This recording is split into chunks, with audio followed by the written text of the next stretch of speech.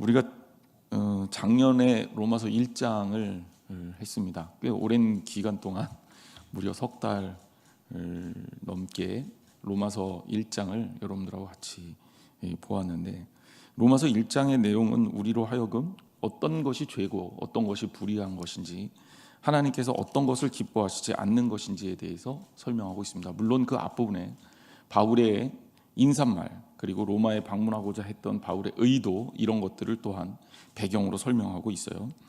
제가 로마서 1장부터 11장까지는 교리편이다 이렇게 말씀드리는 것은 늘 잊으시면 안 됩니다. 그래서 로마서를 공부할 때마다 이 로마서를 그냥 은혜 받는다라는 생각에서 그치고 이 말씀을 보는 걸로 끝내지 마시고, 이것을 통해서 우리가 확실하게 신앙적 틀을 잡아 나가신다 이렇게 생각하고 로마서를 따라오셔야 됩니다. 그러니까 이제 딱딱할 수 있어요. 왜냐하면 공부하는 거니까. 하지만 이렇게 공부를 해놓으면, 우리가 송구영신 예배 때 제가 여러분들에게 말씀드렸지만 여호와를 알아야 신앙생활 제대로 하잖아요. 그래서 힘써 여호와를 알자라고 후세아 선지자가 2번이나 반복해서 설명하고 있단 말입니다. 그러니까 하나님을 아는 것이 우리 신앙생활에 굉장히 중요하거든요. 그러니까 수요 예배 때는 우리가 하나님을 알기 위해서 노력한다, 이런 마음을 가지고 우리가 말씀에 동참하시면 이 시간이 여러분들에게 굉장히 의미 있는 시간일 수 있습니다. 신앙생활을 꽤 오래 해도요, 실제로 신앙생활 가운데 진보가 없는 사람들이 있을 수 있습니다. 이유가 뭐냐면 하나님을 아는데 게을러서 그래요. 하나님을 알아야 분별력이 생겨요. 분별력이 생겨야 제대로 된 판단을 할 수가 있습니다. 제대로 된 판단을 해야 신앙을 바로 잡아갈 수 있고 신앙이 성장할 수가 있는 겁니다. 이 판단이 잘못되면, 즉 분별력이 없어서 판단이 잘못되면, 그러면 하나님께서 기뻐하시는 삶을 이룰 수가 없습니다. 신앙적 성장과 진보도 이룰 수 없습니다. 10년, 20년 신앙생활을 하고 30년, 심지어 40년을 신앙생활을 해도 여전히 어린아이와 같은 그런 신앙일 수밖에 없는 거예요. 신앙생활을 하고 시간이 지나면 하나님께서 기뻐하시는 신앙생활을 할 줄 알아야 되잖아요. 바로 그런 부분을 우리가 만들어 간다라고 생각하시면 됩니다. 그래서 재미없고 까다로운 본문이지만 이 로마서 본문을 선택해서 여러분들하고 훈련을 하는 거다, 이렇게 생각하시면 되겠습니다. 2장의 말씀도 정말 주옥 같습니다. 특별히 이 2장 가운데 먼저 언급되는 말씀은 하나님의 심판에 대해서 말하고 있는데요, 하나님께서 심판하시는데 이 심판의 원칙들이 있다, 이거를 설명하고 있는 게 이 2장 1절부터 16절까지의 내용입니다. 그러면 하나님께서 심판하실 때 무엇을, 어떤 원칙을 가지고 심판하시냐? 제가 하나님의 사랑은 변하지 않는다는 얘기를 했어요. 하나님의 심판의 원칙도 불변합니다. 바뀌지 않아요. 하나님은 사람들처럼 여기서 이렇고 저기서 저렇고 이러지 않아요. 법을 집행하는 인간들처럼 어떨 때는 관대하고 어떤 때는 가혹하고 이러지 않아요. 하나님은 정확합니다. 자, 그럼 하나님의 심판의 원리 3가지가 뭐냐? 하나님은 정확하게 진리에 따라서 심판하신다. 이게 이제 첫 번째 메시지예요. 하나님이 그냥 심판하는 게 아니라 진리대로, 하나님 말씀대로 그대로 심판하신다. 그러니까 우리들은 하나님 말씀만 따라가면 되는 거예요. 근데 그게 이제 우리가 혼동스러운 원인이에요. 하나님 말씀만 따라가는데 사람의 생각을 따라서 다니면 그럼 우리가 실수할 수밖에 없고 하나님의 심판에서 깨끗할 수가 없습니다. 철저하게 하나님의 진리의 말씀을 따라야 돼요. 그래서 제가 무조건 말씀 중심이다, 이런 말씀을 계속 드리고, 새해에는 예배에 관한 설교를 사실 지난주 연합속회 때 하고 올 초에 예배에 관한 설교를 시작을 했습니다. 왜? 예배가 회복되고 말씀이 회복돼야 분별력이 생기고 그것에 따라 우리가 하나님 앞에 심판받는 거니까 여러분 그대로 말씀대로 따라가면 됩니다. 2번째, 로마서에서 제시하고 있는 심판의 기준 2번째는 행함대로 심판하신다는 거예요. 행함에 따라. 여기에 행함은 겉으로 드러나는 행함, 그것만 얘기하는 게 아니에요. 우리의 마음속에 있는 인간이라는 그 자체의 총체적인 행함을 얘기하는 겁니다. 근데 이게 분명하죠. 하나님이 너희들이 어떻게 살았는지에 따라 그 삶을 보고 심판하시겠다는 거예요. 믿음에 따른 삶이었는지, 여기서 이제 행함이라는 것이 믿음을 배제한 어떤 겉모습으로서의 행함, 이런 거 아니에요. 그러니까 우리의 믿음과 연관된 행함, 즉 야고보 사도가 얘기하고 있는 믿음에 따라서 이루어지고 있는 삶으로서의 행함, 크리스천의 삶. 제가 지난주 주일에 예배는 삶입니다, 그리고 예배는 삶의 영역으로 확장돼야 됩니다라는 말씀을 분명히 드렸습니다. 너희 몸을 하나님이 기뻐하시는 거룩한 산제물로 드려라 그랬잖아요. 그러니까 거룩한 산제물로 우리의 삶 속에서 하나님께 드려지라 라는 얘기예요. 그러면 이 우리의 삶이라는 것, 우리의 행함이라는 것, 우리가 다른 사람들과의 관계 속에서 맺어지는 그것이 하나님과의 관계의 핵심적인 판단의 기준이 된다는 거예요. 예수님이 뭐라 그랬습니까? 지극히 작은 소자에게 한 것이 곧 내게 한 것이다. 누구를 사랑했는지, 누구에게 어떻게 대했는지 여러분의 삶을 통해서 그대로 다 나올 것이고, 그 나오는 대로 내가 판단하겠다라는 겁니다. 남에게 대접받기를 원하면 남에게 대접받고자 하는 대로 남을 대접하라는 거예요. 70번씩 7번이라도 용서하라는 거예요. 예수님 말씀 그대로를 따라가자 그랬죠. 그 신앙생활은 그렇게 하면 됩니다. 자, 그러면 그렇게 했느냐를 물으실 거예요. 그것이 우리의 심판의 기준이 되는 거예요. 여러분 기억하세요. 내가 행동한 거, 내가 말한 거, 내가 생각한 거, 내가 마음먹은 거 없어지지 않습니다. 하나님이 기억하시고 심판하실 거예요. 그러니 여러분들이 하나님 말씀을 무겁게 생각해야죠. 자, 그 이야기가 6절에서 11절까지 나옵니다. 이건 아마 다음 주에 다룰 수 있을 것 같아요. 그리고 이제 세 번째, 오늘 읽지는 않았지만 그 사람에게 있는 그 빛에 따라 심판하신다라는 그런 내용이 나옵니다. 바로 이제 우리가 얘기하는 그 마음의 빛, 뭐 양심, 뭐 이렇게도 표현하고 있는 거고, 신학자들은 이 부분을 하나님의 형상이라고도 보고 있어요. 그러니까 하나님의 형상에 따라 우리가 지음을 받았는데 우리 안에 있는 우리가 잘못된 건지 잘못되지 않았는지에 대한 판단의 기준이 기본적으로 사람들에게는 있단 말이에요. 이것이 악한 건지 이것이 선한 건지에 대한 판단의 기준 말이에요. 물론 헷갈리는 부분도 있습니다. 우리가 헷갈리는 부분도 있어요. 그 부분은 이제 나중에 또 바울이 설명합니다. 근데 이제 그런 부분 말고 아주 명확하게 알 수 있는 부분이, 사람이라면 우리가 누구를 판단하면서 그렇잖아요. 아니 어떻게 사람이 그럴 수 있어? 근데 그 얘기의 기준이 말이에요. 우리가 가지고 있는 최소한의 양심을 얘기하는 거죠. 이것이 또한 판단의 기준이 된다. 바울은 그렇게 얘기하고 있습니다. 이거는 모든 인간에게 다 해당되는 세 가지 기준입니다. 자, 그러면서 2장 1절에 어떻게 시작하고 있나 보세요. 그러므로 남을 판단하는 사람아. 자, 지금 제가 얘기했던 거는 2장의 1절부터 16절까지를 대략적으로 요약한 거고요.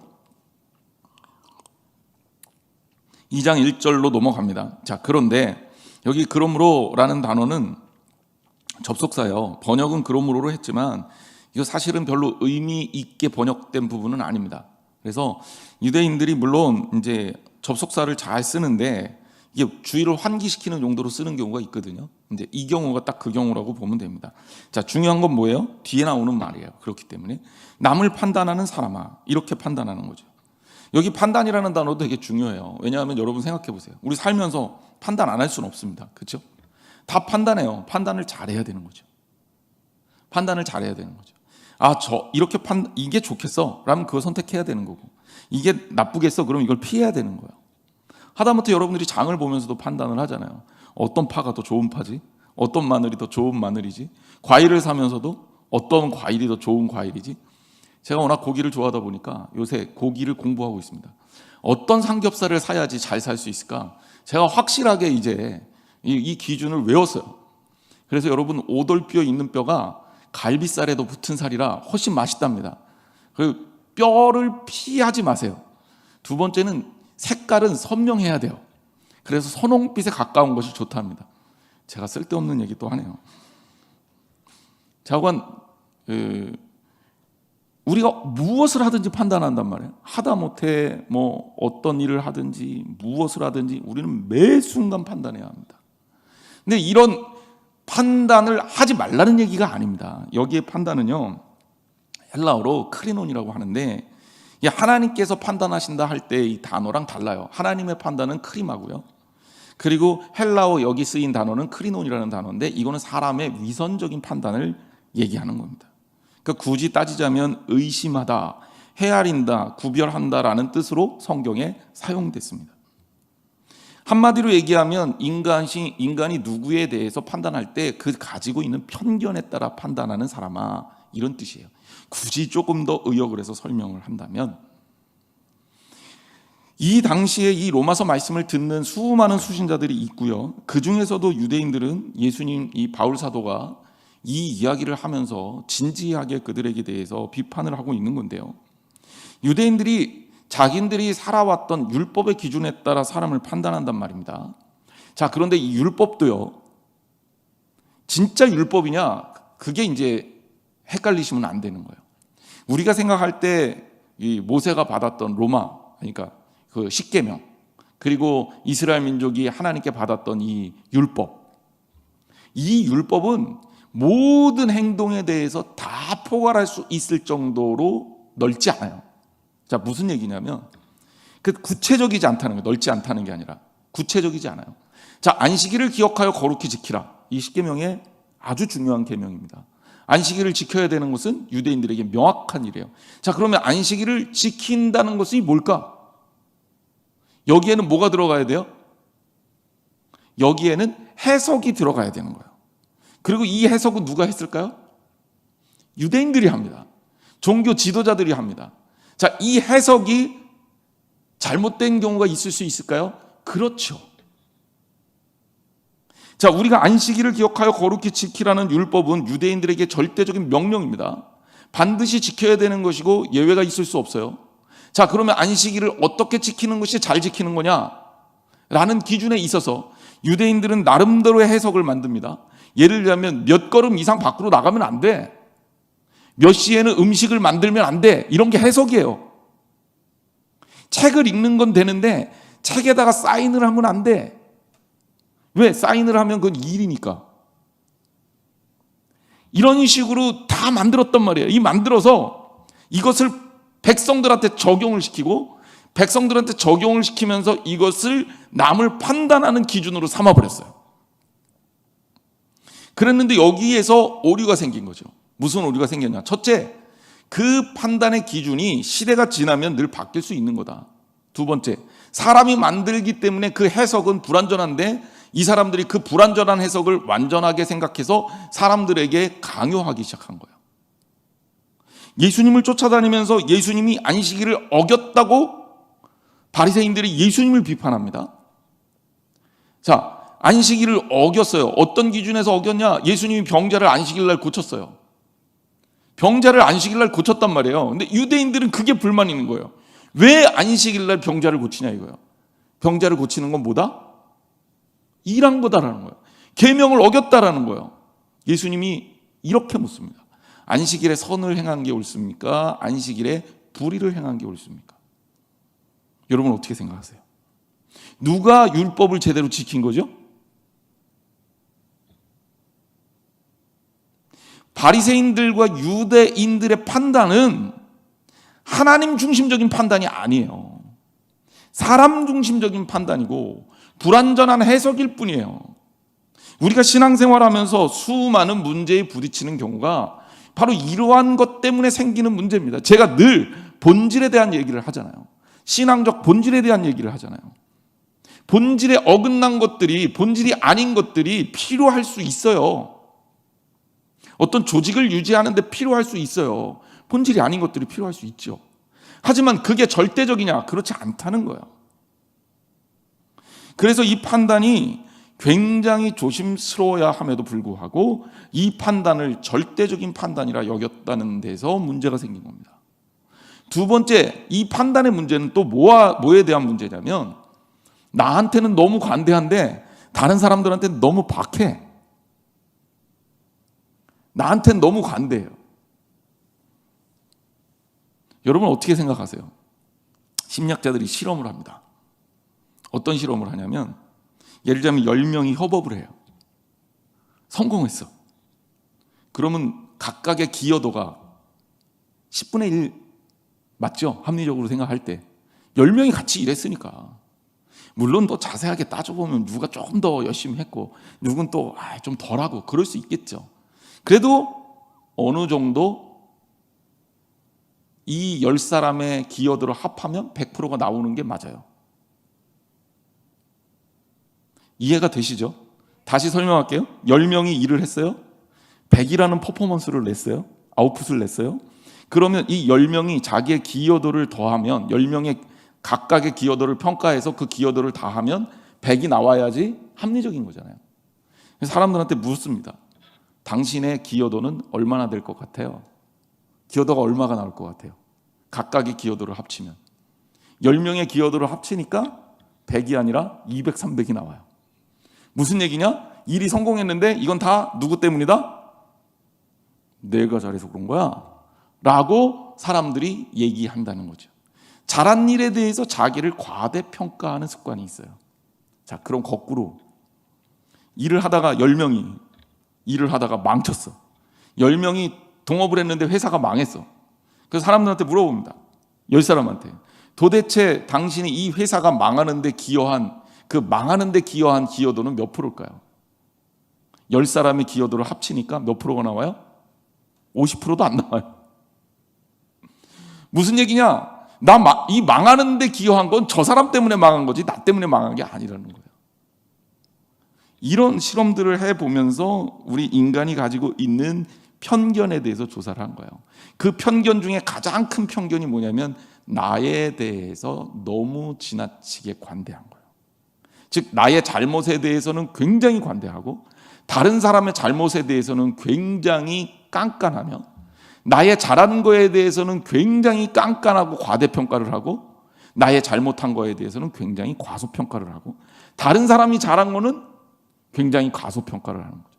어떤 사람이 성공을 했어요? 그 사람이 성공한 걸 그 사람이 잘나서 그런 게 아니라 그 사람의 배경이 받쳐줘서 그래? 그 사람 아버지가 훌륭해서 그래? 그 사람이 다른 어떤 운이 좋아서 그래? 라고 판단한다는 거죠. 하지만 내가 성공을 했어요? 내가 성공한 이유는 물론 여건도 좋고 환경도 좋았고 뭐 다 좋지만 주로 사람들이 그런다는 거예요. 내가 능력이 있어서 그런 거야. 내가 열심히 했으니까 그런 거야. 이거를 아예 심리학 원리로 못 박아놨어요. 그래서 그걸 뭐라고 하냐? 기본적 귀인 오류라고 얘기합니다. 이게 심리학의 어떤 법칙이 될 정도로 딱 교과서에 나오는 얘기예요. 그러니 우리 인간이 어떻다는 얘기예요. 판단에 있어서 늘 편견을 갖고 있다라고 해도 과언이 아니라는 겁니다. 그러니까 어떤 일에 대해서 늘 다른 사람의 잘못은 커 보여. 나는 잘못해놓고도 아이 그럴 수도 있는 거지 하고 용서를 해. 그러나 성경은요, 하나님 말씀은요, 그런 거 통하지 않는다는 겁니다. 그래서 남을 판단하는 사람아, 자 판단에 대해서 좀 말씀을 드렸어요. 누구를 막론하고 내가 핑계하지 못할 것은 남을 판단하는 것으로 내가 너를 정죄함이니라고 얘기하고 있어요. 그러니까 남을 박하게 판단하는 그 판단 가지고 네가 어떻게 될 거다? 그 판단에 네가 올라타게 될 거다. 역으로 얘기하면 남에게 관대하면 관대할수록 나한테는 어떻게 된 거예요? 유리한 거죠. 성경 말씀 그대로. 판단하는, 왜? 이유는 분명해요. 판단하는 내가 같은 일을 행함이라.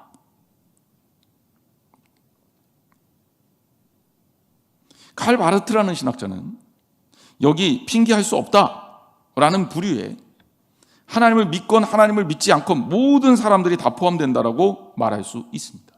그렇게 말하고 있어요. 누구든지 하나님께 핑계할 수 없다는 얘기입니다. 유대인들은 하나님께 더 많은 은혜를 입었죠.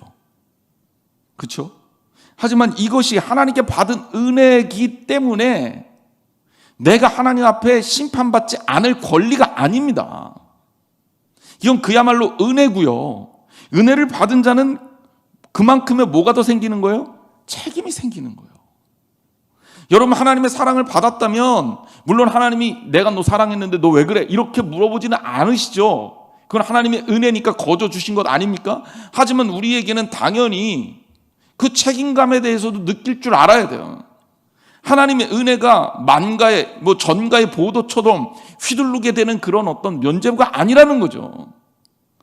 우리가 그걸 잘 깨달아야 돼요. 하나님의 은혜 아래 있다는 건 축복입니다. 하지만 다른 사람들을 무시해도 될 만큼, 나에 대해서 지나치게 관대해도 될 만큼 휘두르는 전가의 보도는 될 수 없다라는 겁니다. 우리는 얼마나 남을 비판하고 삽니까? TV를 보면서도 야, 저 인간 또 저러네. 여러분 얘기가 아니라 제 얘기예요. 속상하니까. 아이, 왜 저러고 사냐. 이런 생각이 들 때가 많아요. 아니, 왜 저런 민폐를 끼치지? 어떤 때 막 분노가 끌어올라요. 그러니까 요즘에는 화가 나서 뉴스를 잘 안 보려고 합니다. 뉴스 보다가 성질 다 버리겠어요.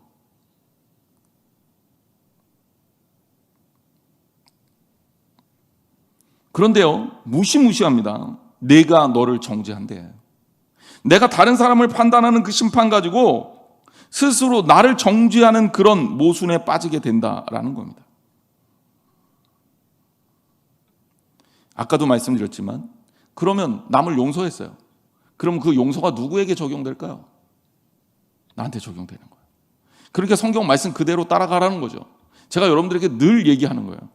말씀대로. 말씀에 써 있는 대로. 우리 다 읽을 줄 알고 이해할 줄 알잖아요. 말씀대로 생각하면 어려울 게 없어요. 예수님 판단하라 그랬습니까? 용서하라 그랬습니까? 정죄하라 그랬습니까? 용서하라 그랬습니까? 포용하라 그랬습니까? 괴롭히라 그랬습니까? 이유가 딱 나오잖아요. 교회를 세워야 됩니까? 분열시켜야 됩니까? 명확하잖아요. 말씀 그대로 가면 됩니다, 여러분. 어려울 게 없어요. 그리고 잘못할 수 있어요. 그 회개하면 돼요. 언제? 깨달았을 때. 그 회개할 수 있는 그 기간이 짧으면 짧을수록 좋죠. 깨달으면 회개하면 됩니다. 그럼 용서하면 되는 거예요. 대신에 남을 판단할 때는 정말 조심하라는 거예요. 다시 말씀드립니다. 판단 안 할 수는 없어요. 옳은지 그른지에 대한 판단도 해야 됩니다. 목회자인 저도 당연히 해야 됩니다. 하지만 그 판단이 과연 누구를 위한 판단인지를 생각해 보세요. 그 판단으로 내가 비판을 받게 되면 나는 어떨까를 생각하라는 거예요. 그래서 오늘 이 본문은 판단하는 내가 같은 일을 행한다라고 아예 못을 받고 있습니다. 이게 판단이 위선이란 얘기죠. 예수님이 비슷한 말씀을 마태복음 7장에서 이미 해주셨는데 마태복음 7장 1절부터 5절까지 말씀을 제가 읽어보겠습니다. 비판을 받지 아니하려거든 비판하지 말라. 너희가 비판하는 그 비판으로 너희가 비판을 받을 것이요 너희가 헤아리는 그 헤아림으로 너희가 헤아림을 받을 것이니라. 어찌하여 형제의 눈 속에 있는 티는 보고 내 눈 속에 있는 들보는 깨닫지 못하느냐. 보라, 내 눈 속에 들보가 있는데 어찌하여 형제에게 말하기를 나로 내 눈 속에 있는 티를 빼게 하라 하겠느냐. 외식하는 자여, 먼저 내 눈 속에서 들보를 빼어라. 그 후에야 밝히 보고 형제의 눈 속에서 티를 빼리라. 예수님 말씀입니다. 우리가 이 땅에서 하는 수많은 실수 중 남을 내 기준으로 판대하고 정죄하는 일이 많은데 늘 우리가 알아야 될 것은 누구든지 이 땅에 사는 사람들은 다 자기한테는 관대하고 남한테는 깐깐하다는 얘기예요. 그걸 잊지 마십시오. 그러면 내가 기본적으로 다른 사람들한테 관대하려고 많이 애를 써야 이게 밸런스가 맞는 거예요. 굳이 따지자면. 사람은 기본적으로 이기적입니다. 하지만 크리스천은 이기적인 수준을 넘어서기 위해서 애쓰는 사람이에요. 그러니 여러분 하나님 말씀 그대로 붙들고 판단하기보다는 사랑하는 일에 앞장서시기를 주님의 이름으로 축원합니다. 2절 말씀으로 넘어갑니다. 이런 일을 행하는 자에게 하나님의 심판이 진리대로 되는 줄 우리가 아노라. 자, 말씀 그대로 여기서 심판, 여기의 심판은 크리마예요. 하나님의 심판입니다. 아까 앞에 판단하고는 달라요. 이거는 확실한 거죠. 절대적인 거죠. 이것은 틀림이 없습니다. 여기엔 편견이 없어요. 위선이 없습니다. 그냥 그대로의 심판을 말하는 겁니다. 사람이 하는 판단은 항상 한계가 있고 상대적입니다. 하지만 하나님의 판단은 절대적입니다. 모든 잘못에 대해서 심판과 정죄를 할 수 있는 판단입니다. 그리고 이 판단은 종말에 이루어집니다. 그리고 이 종말에 어느 누구도 이 판단에서 제외될 수 없습니다. 그저 우리가 하나님 말씀 붙들려서 그대로 한 대로 지극히 작은 소자에게 어떻게 했느냐. 내 삶을 그대로 하나님께서 비추시고 판단하실 겁니다. 자, 이 판단은 어떻게 합니까? 결국 진리대로 되는 것이다. 진리대로 되는 것이다. 하나님 말씀 그대로죠. 인간의 내면을 감찰하셔서 절대적인 진리의 기준을 가지고 판단하시겠다라는 겁니다. 제가 인간의 편견에 대해서 얘기를 잠깐 드렸지만 제가 아까 얘기했던 기본적 귀인 오류뿐만이 아니에요. 인간의 편견을 예를 좀 들어볼게요. 처음 본 거에 대해서 인상이 더 강하게 남아요. 그래서 카드를 막 보여주고 사람들한테 기억을 하라 그러면 첫 번째 거 기억 잘합니다. 근데 중간에 나온 거는 잘 기억을 못해요. 이걸 초두 효과라 그래요. 또 맨 마지막 거 기억을 잘해요. 맨 마지막 거에 인상이 깊어요. 그래서 이걸 최신 효과라 그래요. 그래서 무엇이든지 누군가에게 눈을 띄려면 처음과 나중을 굉장히 잘해야 돼. 처음에 잘하고 마지막에 잘하면 굉장히 잘하는 것처럼 보이는데 처음에 망치면 그냥 아무리 잘해도 소용없어 보여요. 그래서 사람은 첫인상이 무척 중요합니다. 이 얘기는 뭐냐면 사람이 합리적으로 생각하지 않는다는 거예요. 인간에 대해서 연구하면 연구할수록 사람은 정말 바보 같습니다. 아무리 똑똑하다고 말하는 사람도 왜곡투성이고 잘못된 편견투성이에요. 심지어 이런 것도 있습니다. 그러니까 오늘 제가 여러분들한테 재미있는 얘기 여담적으로 몇 가지 더 설명하고 소개한다면, 그러니까 사람들이 그런 거 있어요. 누군가 내 옆에 굉장히 뛰어난 사람하고 내가 친하다 이렇게 하면 이 사람의 능력을 평가하는 게 아니라 이 친한 사람의 후광을 받아서 그 사람을 인식해요. 그래서 사람들이 끝없이 그러죠. 특히 이제 사기꾼들이 나 누구랑 잘 알아요, 나 누구랑 친해요, 이런 얘기 하는 사람들 위험한 사람입니다. 왜냐하면 그 얘기는 뭐냐면 내가 어떤지가 중요한 거 아니에요. 사실 그 사람이 알고 있는 누군가를 우리가 만나는 게 아니잖아요. 그런데 내가 어떤지가 중요한 게 아니라 누군가 자꾸 다른 사람하고 나하고 친하다라고 얘기하는 거를 우리가 착각을 만드는 후광 효과라 그래요. 역으로 얘기하면 그런 것도 잘 활용할 줄 알아야 되겠죠. 우리가 어디를 가더라도. 대신에 인상이 막 험해. 그러면 이 사람이 착한데도 불구하고 저 사람 못됐을 거야. 사람들 다 그렇게 생각합니다. 이걸 악마 효과라 그래요. 미팅을 나가면 제가 이제 청년들한테 꼭 그래요. 그래도 너보다는 안 이쁜 애들하고 나가라. 그래야지 네가 무조건 성공한다. 이걸 대비 효과라고 그럽니다. 사람들은 비교하면서 누군가에 대해서 판단을 하기 때문에 절대적으로 누가 더 예쁘다라는 판단을 못해요. 그러니까 누구보다도 좀 나으면 나은 사람 쪽으로 마음이 가게 돼 있는 거예요. 그래서 미팅할 때 폭탄으로 나갈 거 아니라면 절대로 자기보다 예쁜 사람하고는 같이 나가서 미팅하지 말아라. 제가 그렇게 가르쳐 주는데도 미팅을 잘 못하더라고요. 근데 이건 사람의 마음이 다 그렇게 움직입니다. 긍정적인 얘기보다는 부정적 얘기가 사람들 마음을 더 많이 움직여요. 이걸 부정성 효과라고 합니다. 교회 안에서도 마찬가지죠. 좋은 얘기를 하면 좋은 얘기는 좀 덜 퍼져요. 그런데 나쁜 얘기를 하면 나쁜 얘기는 삽시간에 퍼집니다. 그리고 좋은 얘기랑 나쁜 얘기랑 50대 50으로 들어와도 사람들이 이걸 어떻게 인식하냐면 나쁘다라고 판단해요. 근데 교회 일이라는 게 그렇잖아요. 어떤 공동체든지 늘 좋은 일만 있을 수 없잖아요. 저도 사람이기 때문에 늘 잘하는 것만 있을 수 없거든요. 가끔 실수도 하고 또 가끔은 목사님 왜 저래?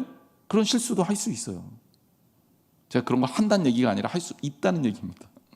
그럼 이제 그런 게 안 좋게 보인 사람들의 입에서 부정적인 얘기가 나면 그 부정적인 얘기가 그 공동체 전체에 영향을 막 줄 수 있다는 거예요.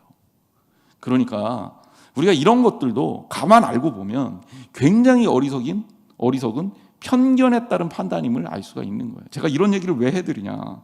사람이 그만큼 정확한 존재가 아니라는 거예요. 여러분의 판단을 100% 믿지 마요. 누군가의 판단, 누군가의 말을 100% 믿지 마요. 우리가 믿을 만한 것은 오직 하나님 말씀밖에 없습니다. 그리고요, 사람은요, 사랑하는 거예요. 사람을 어떻게 믿습니까? 사람 못 믿어요. 너무 사람 믿지 마세요. 사람 믿으면 꼭 상처받습니다. 그러면 사람은 사랑하는 대상이지 신뢰하고 믿고 어쩜 인간이 저럴 수가 있어, 이런 쪽으로 나가지 말라는 거예요. 우린 다 하나님 앞에서 겸손한 사람, 내려놓을 줄 알고 낮출 줄 알아야 돼요. 내가 별거 아니라는 걸 알아야 돼요. 그것을 깨닫지 못하면 우리는 신앙적으로 성장할 수가 없습니다. 아름다운 공동체를 이룰 수가 없습니다. 그래서 판단하는 너를 하나님의 심판이 아주, 하나님은 진리대로 심판하시는 거예요. 우리는 그 판단이 불완전하니까 그 불완전한 판단으로 남을 잘못 판단하면 그 판단이 너를 정죄하게 될 것이다. 자, 3절은 좀 더 무섭습니다. 우리 같이 한번 읽어볼까요? 3절 시작. 이런 일을 행하는 자를 판단하고도 같은 일을 행하는 사람아, 내가 하나님의 심판을 피할 줄로 생각하느냐.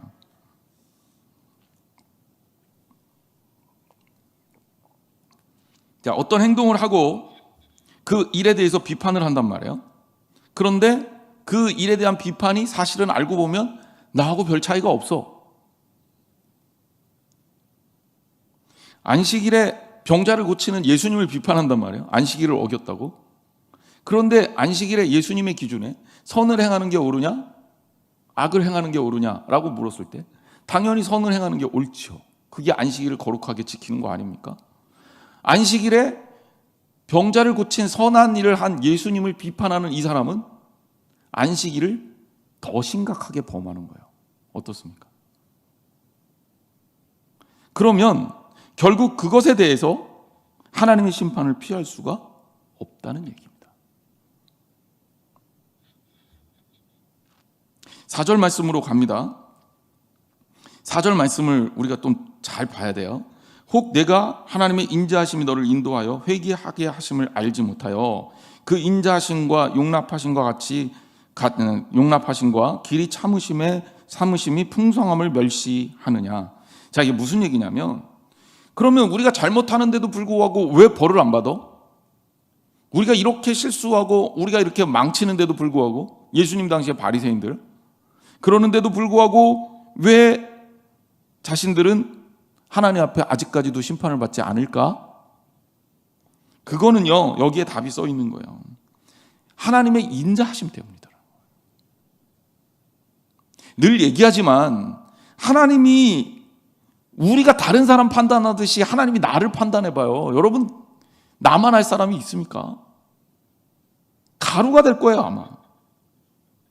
하나님이 인자하심을 갖는 이유는 뭐냐면 하나님이 우리를 회개하도록 기다리는 거예요. 가끔 목회하면서도 분명히 잘못한 게 눈에 보이는데도 불구하고 제가 참을 때가 있어요. 7일을 안 하고 견디고 참고 보낼 때가 있어요. 두 가지 이유 때문입니다. 첫째, 시간을 드리는 겁니다. 돌아올 시간을 주는 거예요. 두 번째, 판단의 기준이 하나님이셔야 된다라고 생각하기 때문에 그래요. 목사인 저조차도 어쩔 수 없는 판단을 해야 될 상황이 있기는 있어요.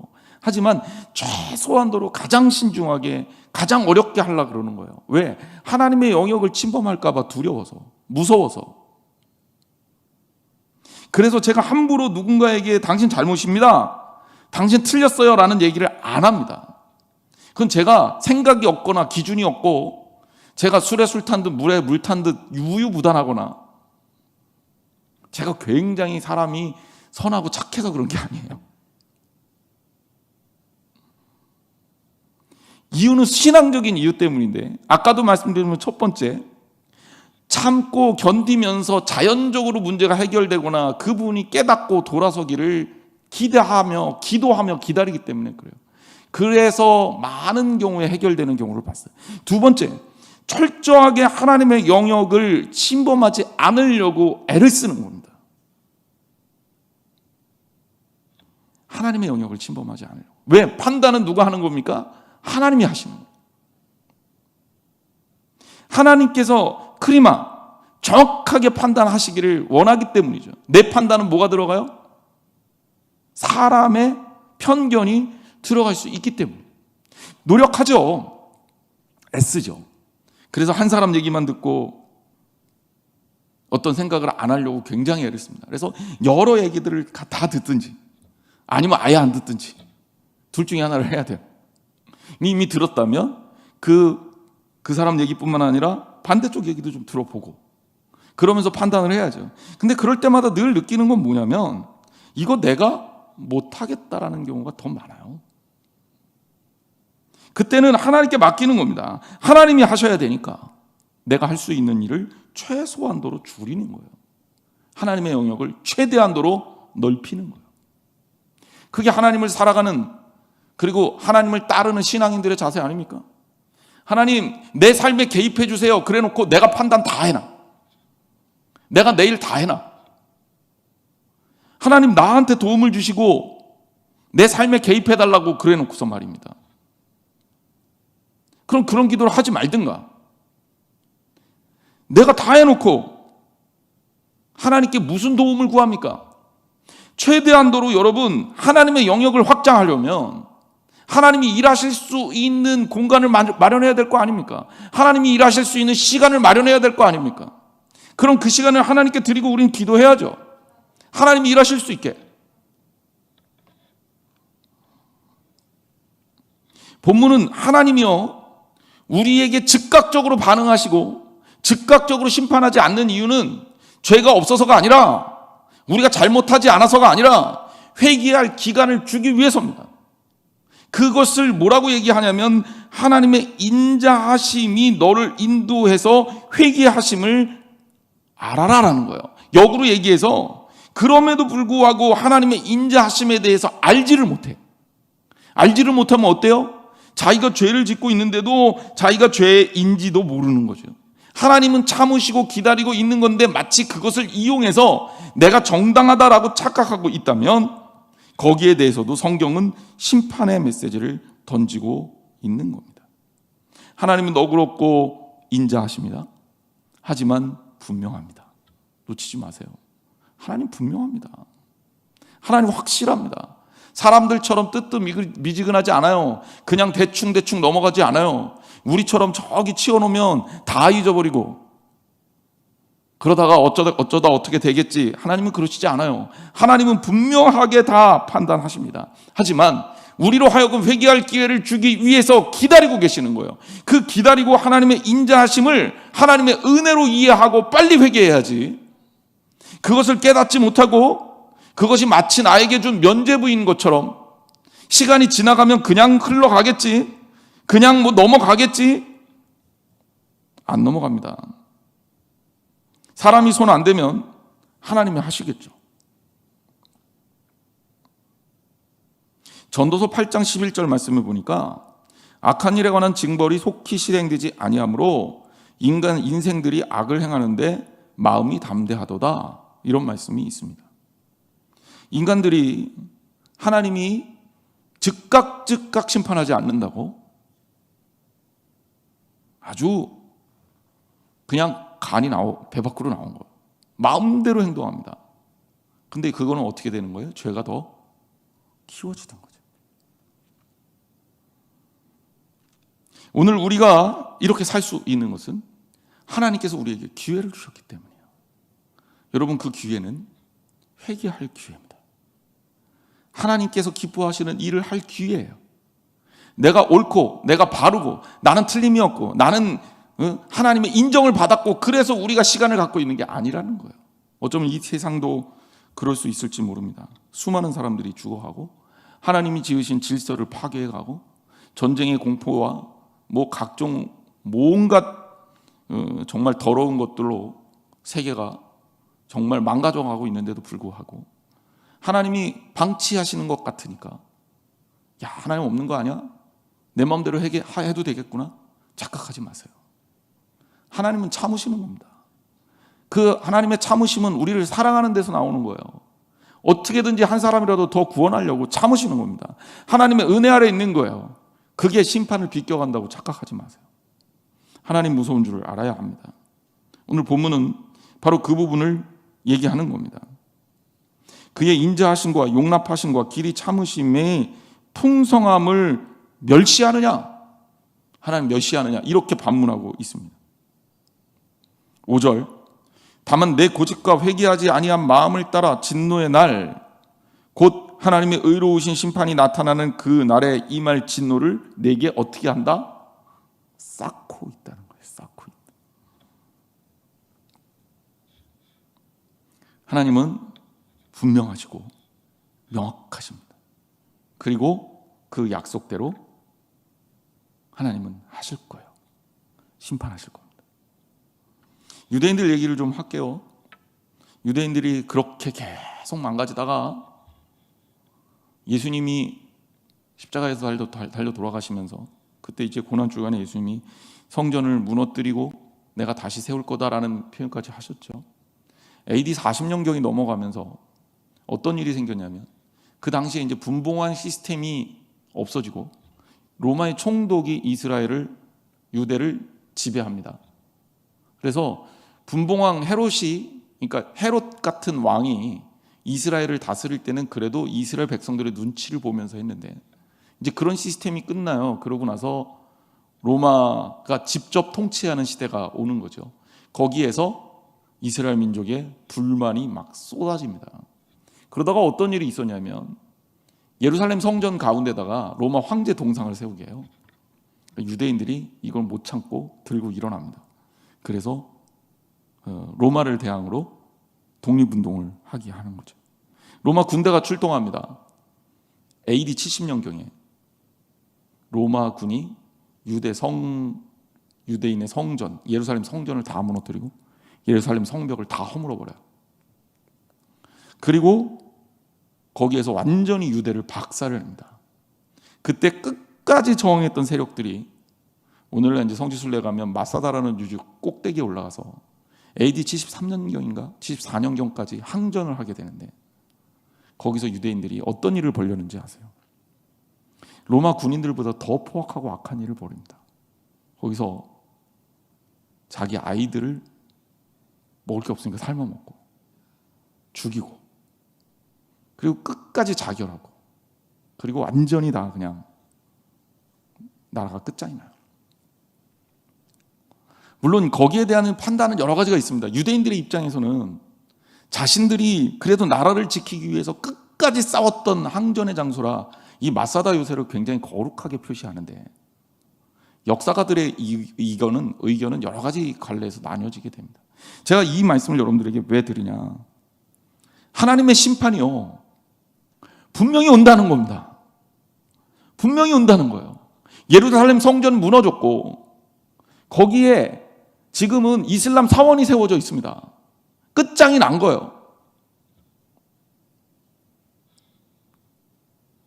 유대인들이 자기들이 가지고 있던 잘못된 편견을 가지고 예수 그리스도를 십자가에 못 박히고 구원의 메시지를 저버린 대가가 나타난다는 거예요. 그것이 이제 일례로 예수님 돌아가신 이후에 일어났던 유대인 전쟁사예요. 그러고 나서 유다는 최근에 그 나라를 이스라엘이라는 이름으로 회복하기 전까지 인류 역사에서 가장 핍박받는 민족이 되었던 거죠. 여러분 기억하십시오. 하나님의 심판은 분명합니다. 명확합니다. 하나님의 참으심의 은혜가 내가 선한 걸 증명해 주는 게 아니에요. 하나님께서 나를 참으시는 거예요. 그럼 우리는 어떻게든지 최대한 빨리 회개하고 하나님께서 기뻐하시는 방향으로 돌이켜야 합니다. 그러기 위해서는 다른 사람을 지적할 게 아니라 내가 하나님 말씀 앞에 서서 내가 회개하고 중심을 잡아야 돼요. 바울이 로마 교인들에게 주는 메시지입니다. 판단하는 것보다는 사랑하는 게 우리의 책무다. 판단한다면 하나님께서 판단하실 수 있도록 우리의 판단은 최소화시키는 겁니다. 그리고 하나님의 사랑에 기대서 회개하는 자에게 하나님은 끝없는 은혜를 베푸신다는 것 또한 기억해야 합니다. 하나님이 용서하시는데 사람이 판단하면 얼마나 우습게 되겠습니까? 대신에 기억하십시오. 회개하지 못한 자는 반드시 심판받습니다. 기도하겠습니다. 오늘 우리가 하나님 말씀 보면서 하나님의 심판의 메시지를 듣다 보니 여러 가지 측면에서 참 하나님 앞에서 부끄럽고 회개할 것들이 너무나도 많습니다. 다른 사람에 대해서 너무나도 쉽게 얘기했던 것들이 혹시 나에 대해서는 그렇게 너그럽지 않았는가? 다른 사람들은 쉽게 정죄하면서 나의 죄에 대해서는 금방 잊지 않았는가? 주님 앞에 다시 한번 회개합니다. 하나님, 우리를 돌이켜 주시고 우리를 돌이켜 세워 주시옵소서. 이제 우리는 나 스스로를 하나님께 드리며 내가 주 앞에 바로 서기 위해서 끊임없이 하나님 말씀 앞에서 나를 판단하고 나를 세워나가는, 그래서 회개하는 지혜가 필요할 때입니다. 이 땅에 수많은 영혼들이 코로나로 인해 고통을 당하고 있고 그것 때문에 경제적 파탄이 일어나는, 경제적 위기에 직면하고 있는 수많은 사람들이 있습니다. 이 땅에 이제는 다른 나라를 돌보고 구호하고 돕고라는 마음들은 점점 사그러지고 우리들이나 잘 살아야 되겠다, 나라도 잘 살아야겠다라는 개인 이기주의, 국가 이기주의가 판을 치는 시대가 됐습니다. 이때 하나님의 사람들이 일어나 하나님의 사랑으로 이 땅을 덮을 수 있도록 우리의 마음을 감동시켜 주옵소서. 교회가 살아나고 교회가 예배가 하나님께 온전하게 드려지면 하나님 말씀의 통치를 받는 믿음의 공동체로 서서 주님께서 이끌어 주시는 인자하심의 기회를 받아 하나하나 회개하고 풀어나가는 저희 한양제일교회 믿음의 공동체 될 수 있도록 도와 주옵소서. 다른 사람들, 다른 교회들, 다른 민족들, 다른 국가들 얘기할 것 없이 우리가, 바로 내가 하나님 앞에 아름답게 쓰임받는 자로 서게 하여 주옵소서. 더 뜨겁게 사랑하게 하옵소서. 비판과 판단으로 우리의 시간을 허비하지 않게 하시고 기회가 주어졌을 때 더 많이 사랑하고 더 뜨겁게 회개하는 저희들이 되게 하여 주옵소서.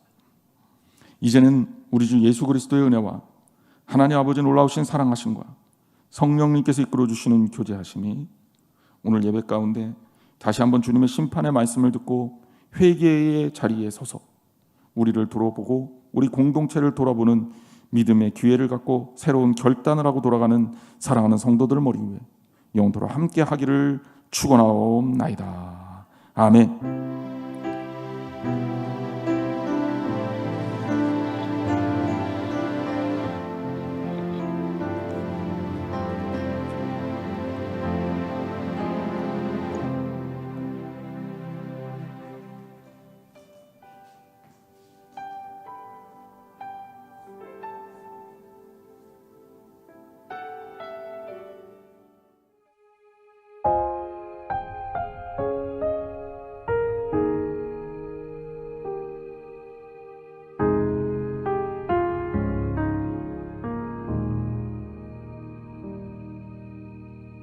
내 백성이 나를 떠나 돌아섰지만